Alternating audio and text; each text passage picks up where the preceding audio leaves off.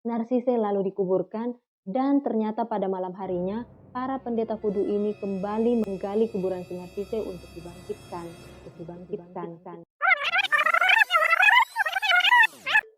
Halo warga internet, kembali lagi di Mageguna Channel.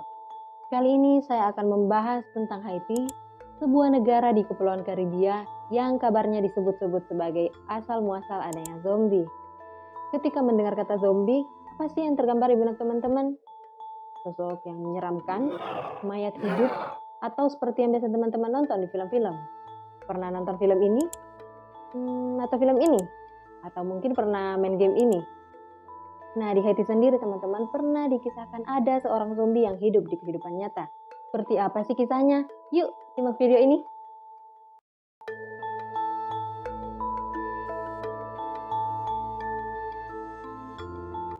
Zombie ini berasal dari bahasa Kongo yaitu zambi yang artinya jiwa. Di Haiti, orang-orang meyakini bahwa zombie adalah orang mati yang dibangkitkan oleh penyihir voodoo atau yang biasa disebut dengan bokor. Kalau di Indonesia mungkin lebih familiar dengan istilah dukun ya teman-teman. Para penyihir voodoo ini adalah orang-orang dari Afrika Barat yang hijrah ke Haiti. Zombie ini kemudian berkembang menjadi cerita rakyat di sana setelah revolusi Haiti pada tahun 1804 di mana era kolonial Prancis berakhir.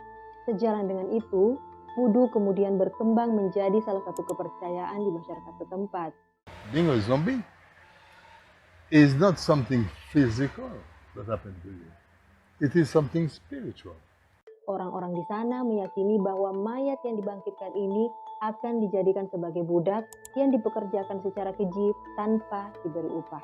Wah, ngeri juga ya teman-teman. Hingga pada tahun 1980-an, ada seorang antropologis dari Kanada yang bernama W. Davis. Si Davis ini datang ke Haiti untuk memastikan benar nggak sih isu-isu yang beredar tentang zombie ini.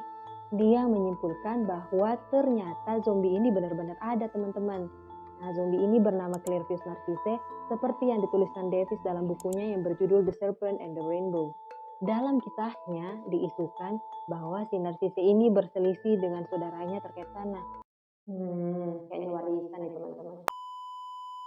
Akibat perselisihan itu, saudara si Narcisse kemudian bertemu dengan pendeta voodoo setempat untuk menyantet si Narcisse. Si Narcisse ini kemudian diberi makan ikan buntal nih teman-teman. Nah, dalam ikan buntal itu mengandung racun tetrodotoxin yang membuat si Narcisse mengalami koma. Jantungnya berdetak sangat lemah, paru-parunya hampir tidak bernapas, dan suhu tubuhnya turun drastis. Hal ini membuat dokter dan warga setempat menyatakan Narcisse meninggal. Narcisse lalu dikuburkan dan ternyata pada malam harinya, para pendeta voodoo ini kembali menggali kuburan si Narcisse untuk dibangkitkan. Narcisse yang dalam kondisi sekarat dan hampir meninggal kemudian diberikan obat penawar berupa kulit katak yang mengandung bufotoksin dan dicampur dengan rumput liar datura yang menyebabkan otak si Narcisse kemudian rusak dan si Narcisse akhirnya bertingkah selayaknya zombie. Nah, jadi si Narcisse ini bertingkah layaknya zombie karena efek dari pemberian datura yang menyebabkan si Narcisse mengalami halusinasi. Nah, kemudian si Narcisse yang sudah bertingkah seperti zombie lalu dijual ke pemilik perkebunan dan bekerja secara paksa tanpa diupah loh teman-teman. Si pemilik perkebunan memberikan obat halusinogen kepada si Narcisse dengan dosis tertentu secara terus-menerus selama kurang lebih 2 tahun. Nah, setelah si pemilik perkebunan meninggal, Narcisse lalu berangsur pulih karena tidak lagi menerima asupan dosis zombie. Narcisse kemudian memutuskan untuk berkelana selama kurang lebih 18 tahun sebelum akhirnya memutuskan untuk kembali ke kampung halamannya.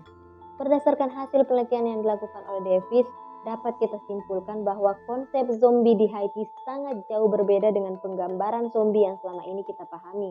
Konsep zombie di Haiti adalah orang yang belum benar-benar mati kemudian diberikan ramuan dalam dosis tertentu untuk membuatnya kehilangan kesadaran dan bertingkah layaknya zombie. Jadi teman-teman, konsep zombie sebagai mayat hidup itu tidaklah mungkin. Karena ketika kita bergerak ada impuls listrik dari otak yang mengkoordinasikan ke seluruh tubuh. Sementara nih, pada zombie sistem itu sudah mati atau rusak. Seperti yang kita nonton di film-film, ketika zombie itu bergerak, itu artinya si zombie membutuhkan energi. Sementara Pembakaran ATP, peredaran darah, dan lain-lain pada zombie itu sudah tidak berfungsi lagi. Artinya, zombie dengan konsep mayat hidup itu mustahil adanya. Nah, teman-teman, itulah tadi pembahasan mengenai zombie di Haiti. Jika ada hal menarik lain yang ingin teman-teman bahas bersama, boleh tulis di kolom komentar. Jangan lupa subscribe dan share video ini agar lebih banyak lagi orang yang belajar hal baru. Nyalakan notifikasinya juga agar teman-teman tidak ketinggalan pembahasan menarik berikutnya. Sampai jumpa.